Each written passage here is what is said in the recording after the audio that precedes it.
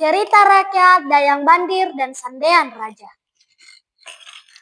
Pada zaman dahulu kala, di wilayah Sumatera Utara terdapat dua buah kerajaan, yakni Kerajaan Timur dan Kerajaan Barat.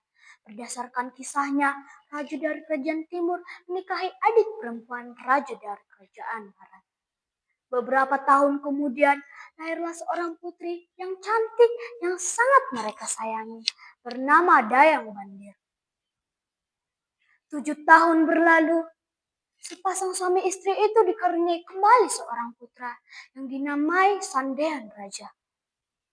Sayangnya, kebahagiaan mereka tak berlangsung lama karena raja dari Kerajaan Timur jatuh sakit dan meninggal.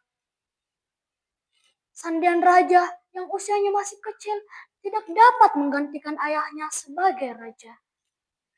Oleh sebab itu, diadakanlah sidang atau rapat untuk menentukan pemegang takhta untuk sementara waktu. Dalam sidang itu, diputuskan bahwa Paman Karayanglah yang akan mengendalikan pemerintahan Kerajaan Timur sementara waktu Sandean Raja dewasa. Tetapi, Paman Karayang mempunyai niat jahat untuk mengendalikan pemerintahan Kerajaan Timur selama-lamanya. Niat jahat sang paman diketahui bahwa Dayang Bandir, ia pun menyembunyikan benda-benda pusaka. Hei anak kecil, beritahu aku, di mana benda-benda pusaka itu disembunyikan, atau kubunuh kau. Ancam Paman Karayang kesal kepada Dayang Bandir. Tidak, kamu tidak berhak atas benda-benda itu. Adikkulah yang berhak atas benda itu, yaitu Sandean Raja. Ucap tegas Dayang Bandir kepada Paman Karayang. Paman Karayang kesal memuncak, mengakibatkan Sandean Raja dan Dayang Bandir dibuang ke hutan. Dayang Bandir diikat di atas pohon yang tinggi, sedangkan Sandean Raja yang masih kecil tidak dapat menjangkau kakaknya. Ia terus-menerus memanjat pohon, tetapi jatuh berkali-kali. Badannya penuh luka, goresan, dan tidak dapat berbuat apa-apa selain menangis. Kakak, adikku, maafkan kakak. Tidak dapat berbuat apa-apa lagi.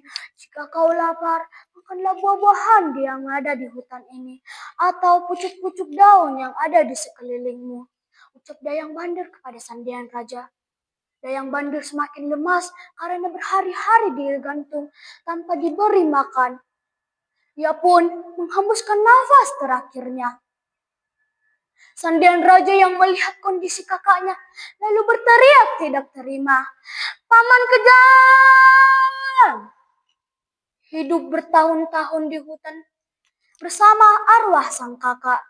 Sandean Raja pun tumbuh menjadi pemuda yang gagah dan tampan.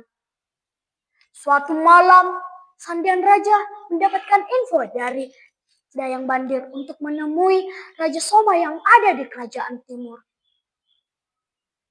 Raja Soma yang baik hati adalah adik kandung dari ibu Dayang Bandir dan Sandean Raja. Demi melaksanakan perintah dari Dayang Bandir, ia pun keluar dari kerajaan sampai tiba di Kerajaan Barat. Maaf Baginda, hamba adalah Sandean Raja, putra mahkota Kerajaan Timur. Ucap Sandean Raja kepada Raja Soma. Raja Soma pun terkejut karena kabar terakhir dari kedua keponakannya sudah lama meninggal. Baginda, hamba benar-benar adalah Sandean Raja. Kakak hamba adalah Dayang Bandir yang sudah lama meninggal karena kekejaman Paman Karayang. Apa yang hamba dapat lakukan untuk membuktikan semua perkataan hamba? Tanya Sandean Raja kepada Raja Soma. Baiklah, jika kamu benar-benar adalah keponakanku, maka pindahkan sebatang pohon ke istanaku. Perintah Raja Soma kepada Sandean Raja. Sandean Raja pun langsung melaksanakan perintah dari Raja Soma dan mulai mengangkat pohon tersebut. Lalu berhasil dilakukannya dalam waktu yang singkat. Raja Soma tidak percaya begitu saja. Ia mengajukan syarat yang kedua lainnya. Syarat yang kedua adalah menebas sebidang hutan untuk dijadikan perladangan. Sandean Raja pun berhasil melaksanakannya dalam waktu yang singkat. Sementara itu, Raja Soma pun mengajukan syarat yang ketiga. Syarat yang ketiga adalah membuat rumah bolon atau istana besar yang berhasil didirikan Sandian Raja dalam 3 hari.